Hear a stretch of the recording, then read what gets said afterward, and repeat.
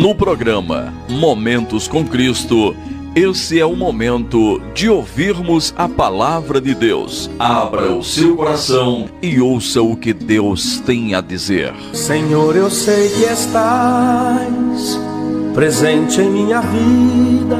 Meus irmãos, para quem ligou o rádio agora, Paz do Senhor Jesus, Momentos com Cristo, e chegou a hora da palavra de Deus. Por esta ocasião, eu fui sorteado aqui dentre os três, a sorte caiu sobre mim e vamos fazer ou levar a palavra do Senhor até você. Mateus capítulo 16, versículo 24. Mateus 16 e 24. Note aí numa folha de papel para depois você poder ler este texto e poder averiguar aquilo que digo. Diz assim a palavra do Senhor: os discípulos de Jesus devem levar a sua cruz. Então disse Jesus aos seus discípulos: se alguém quiser vir após mim, renuncie a si mesmo, tome sobre si a sua cruz e siga-me. Porque aquele que quiser salvar a sua vida, perdê-la-á. E quem perder a sua vida, por amor de mim, achá-la-á. Pois que aproveita o homem ganhar o mundo inteiro e perder a sua alma? Ou que dará o homem em recompensa por sua alma? Porque o Filho do Homem virá na glória de seu Pai com os seus anjos, e então dará a cada um segundo as suas obras. Em verdade vos digo que alguns há dos que aqui estão que não provarão a morte até que venha vir o Filho do Homem no seu reino. Amém. Louvado seja o nome do Senhor. Eu tenho aqui alguns minutos, eu quero ser rápido, direto e sucinto. Esse texto diz, o cabeçalho diz: o discípulo de Jesus deve levar a sua cruz. A pergunta que eu quero começar é: você se considera um discípulo de Jesus? Dito isto, essa pergunta fica no ar. E eu quero trazer para você alguns dos critérios de alguém que é discípulo de Jesus. Os discípulos de Jesus anunciam a sua palavra. Os discípulos de Jesus propagam, proferem os ensinamentos de Jesus. Mas não só isso, um discípulo de Jesus tende a honrar o que diz, fazendo ou executando aquilo que ele profere. Todavia, aquele que prega deve honrar as suas palavras, fazendo o que ele próprio prega. Porque se eu pregar arrependimento e eu não me arrepender, porque se eu pregar mudança e eu não mudar, eu estarei sendo um hipócrita. Estarei falando uma coisa e fazendo outra. Jesus disse: aquele que quiser ser meu discípulo, tome a sua cruz e siga-me. Detalhe, Cristo ainda não tinha sido crucificado, mas ele sabia o que estava por vir. Então, tomar a sua cruz não é pegar uma madeira, como eu vejo alguns fazendo, pegando uma cruz e bota uma rodinha atrás e sai arrastando em penitência até determinado local. Geralmente em Canidé ou em Juazeiro, que é um dos principais pontos onde as pessoas tendem a fazer esse tipo de sacrifício. E digo ele, em vão. Sacrifício em vão. Não é isso que Cristo está dizendo aqui. Ele está dizendo que um homem e uma mulher que decide seguir a Cristo como discípulo de Jesus deve carregar as marcas ou pagar o preço de que é servir a Cristo. Se ele enganava, não engana mais. Se ele roubava, ele não rouba mais. Se ele fazia alguma atividade ilícita, ele já não a faz. Se ele praticava algo que aborrece a Deus, já não pratica mais. E se a luta vem até ele, ele tem de acabar ou sanar aquela luta, aquela dívida ou aquela batalha. E se você, antes de carregar a sua cruz, feriu alguém, machucou alguém, se você entrou em confronto verbal com alguém, e quando você toma a sua cruz, a primeira coisa que você deve fazer é ir até essa pessoa, pedir perdão, pedir desculpa e dizer: me perdoe, porque agora eu ajo, eu ando, eu falo e eu penso diferente, porque Cristo chegou na minha vida. Quando Cristo chega em nossa vida, nós mudamos. O Espírito Santo de Deus gera em nós uma mudança.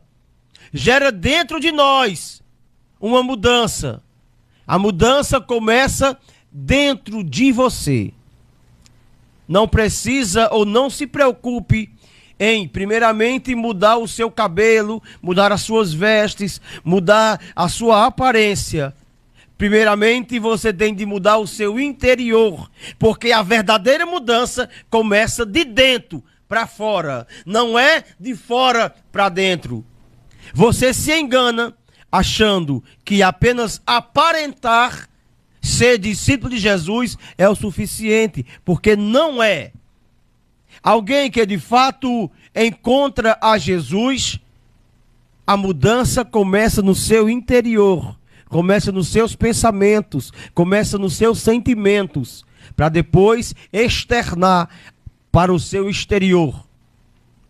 Quando eu aceitei Jesus em 98, eu me lembro muito forte dessa lembrança, que eu não tinha calça, eu não tinha nenhuma calça para fazer um chá.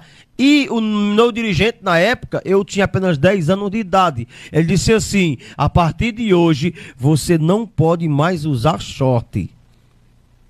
E aí, eu peguei uma calça de um primo meu, para poder ir para os cultos, porque eu entendi que eu precisava andar de acordo com o que os irmãos, a igreja, a palavra, a liturgia, com o que manda o estatuto da igreja.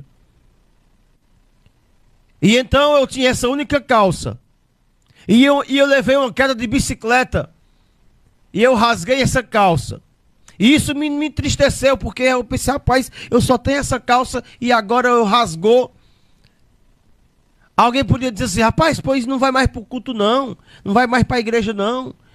Aí eu disse: não, isso não vai ser motivo ou justificativa para eu não ir mais para a igreja. Então eu mandei costurar a calça, minha mãe costurou a calça, e eu usei essa calça muito tempo ainda remendada. E não me envergonhei disso. Isso não foi motivo para eu deixar de ir. O que eu quero dizer com isso? Muita gente no nosso meio, muita gente usa desculpas, muitas vezes desculpas bobas, bestas, para não ir ou não estar mais indo para a casa do Senhor, cultuando a Deus. Na verdade, aquilo foi só um pretexto. Ela já não queria mais ir, porque algo já chamou a atenção dela lá fora, no mundo. Ela deixou de olhar para Cristo, deixou de carregar a sua cruz e começou a deixar a cruz de lado para fazer as suas próprias vontades, seus próprios desejos, e usou desculpas, pretextos para não ir mais para a igreja. Nós vemos e ouvimos muito isso quando nós vamos evangelizar. Alguém diz assim: não, eu não estou mais indo para a igreja, porque lá o dirigente, o pastor, um irmão da igreja, o presbítero, um diácono, a irmã do conjunto disse algo que eu não gostei. Mas eu vou dizer uma coisa: se eu fosse ser crente, se eu fosse servir a Deus em algum lugar onde as pessoas iriam me bajular, sabe onde é que eu ia ser crente? Em lugar nenhum.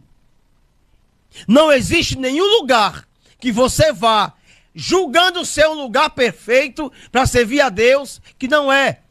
Aonde você for, você vai encontrar algo que você não concorda.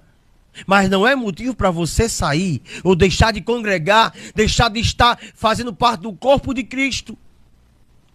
Se você arrancar sua mão, ela apodrece, resseca em alguns dias.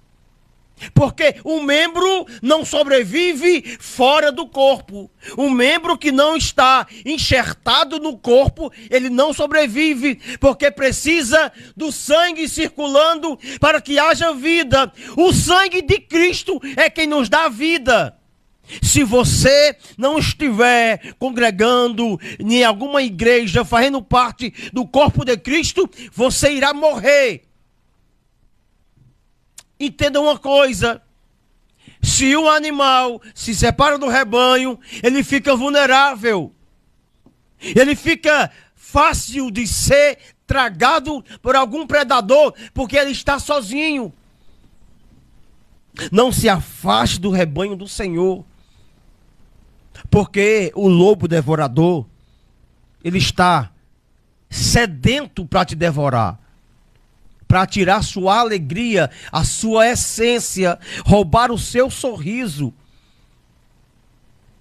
Não importa qual a dificuldade, a Bíblia diz aqui, tome sobre si a sua cruz e siga. A quem? Não é a Duarte Black, não é a de Má Prachede, não é Jailson de Melo, não. Siga a Jesus.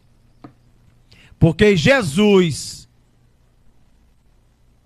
deu a sua vida por você, para que você hoje tivesse aí me ouvindo, para que você hoje tivesse aí tendo o conhecimento do que é necessário para estar com Cristo. É entregar a vida a Ele. Não sei se você está desviado da igreja, não sei se você nunca foi numa igreja, não sei se você tem pais, tios que oram por você, mas uma coisa é certa: Cristo Jesus morreu para te dar a vida. Eu não estou falando dessa vida aqui não, eu estou falando da vida que começa quando você aceita Ele como seu Salvador. E essa vida começa aqui, mas se estende até a vida eterna. Morrer com Cristo é viver eternamente. Agora, morrer sem Cristo é tormento eterno. Escolha a vida, escolha viver plenamente com Cristo. Essa é a palavra desta tarde para você. Jesus te ama e Ele espera por você. Deus abençoe a sua vida.